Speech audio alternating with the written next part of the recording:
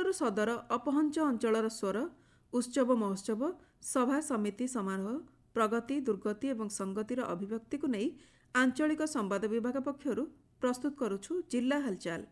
आज जिला हालचाल शुणु गजपति जिला संपर्क में तथ्य देइछंती आम गजपति संवाददाता गणेश कुमार राजू और उपस्थापन मु लहरिका पट्टनायक।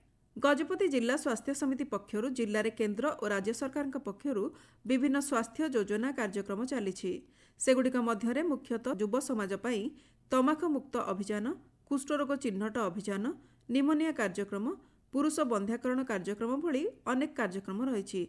ए संपर्क में अधिक सूचना देइछंती गुरांडी गोष्ठी स्वास्थ्य केन्द्रर स्वास्थ्य संप्रसारण अधिकारी ममता पाढ़ी। युव समाज ପାଇଁ तमाखु मुक्त अभियान 3.0 10 अक्टोबर रु 9 डिसेम्बर 2025 एही अभियान रे जिल्लार प्रत्येक शिक्षानुष्ठान रे तमाखु मुक्त अभियान सचेतनता कार्यक्रम करा जाउछि।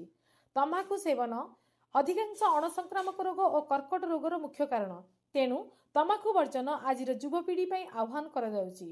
कुष्ठरोग चिन्हट अभियान नवेम्बर 17 रु नवेम्बर 30 तारिख एही अभियान रे आशाकर्मी माने घर घर बुली कुष्ठरोगर लक्षण देखि जांच करने सहित संदेह हेले निकटस्थ स्वास्थ्य केन्द्र को आनी तार चिकित्सा करा जाउछि। नवेम्बर 12 तारिख रु फेब्रुआरी 28 2026 निमोनिया कार्यक्रम चली बा सांस कार्यक्रम चली। एही कार्यक्रम रे निमोनिया को केमिति दमन करी हेबो सेति सचेतन करा जाउछि। नवजात शिशु 5 वर्ष कम शिशु केमिति सुरक्षित रहिबे सेति समस्त गर्भवती प्रसूति एवं जनसाधारण को सचेतन करा जाउछि। शिशुटी को जदि कौनसी प्रकार स्वास्थ्यगत समस्या हेले स्वास्थ्यगत विपद लक्षण देखा देले तुरंत आशा व स्वास्थ्यकर्मी को परामर्श करी डाक्तरखाना नेबा पई कहा जाउछि। पुरुष बंध्याकरण पक्ष नवेम्बर 21 तारिख रु डिसेम्बर 4 तारिख एही पक्षरे पुरुष बंध्याकरण एक सहज उपाय परिवार कल्याण पे गोटे सुंदर सुजोग।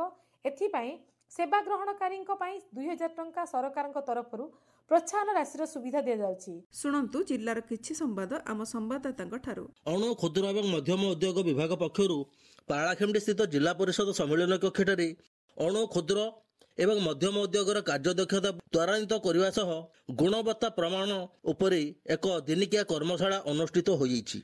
विभिन्न गुणवत्ता प्रमाण पत्र दे जिले में अणु क्षुद्र एवं मध्यम उद्योग गुड़िकर क्षमता एवं प्रतियोगितामूलक वृद्धि कर सशक्त कराइबा एही कर्मशाला कार्यक्रम मुख्य उद्देश्य बोली विभाग पक्षर कहुଯାଇଛି। साइबर सुरक्षा अभियान ओडिशा 2025 अवसर में पालाखेमडी स्थित गुंडीचाबाड़ी पड़ियाठारे जिला पुलिस प्रशासन पक्षर साइबर अपराध सुरक्षा अभियान उपरे एक सचेतनता कार्यक्रम अनुष्ठित होइछि। एही कार्यक्रम में जिला आरक्षी अधीक्षक श्री जतीन्द्र कुमार पंडा अध्यक्षता करी साइबर अपराध कौन, यह किभଳି होइताए एवं केउ माने अधिकांश रे साइबर अपराधर शिकार होइतांती एवं ए दिगरे किभଳି सतर्कता रहिबे ए दिगरे सचेतन हिति मूलमंत्र बोली कहिथिले।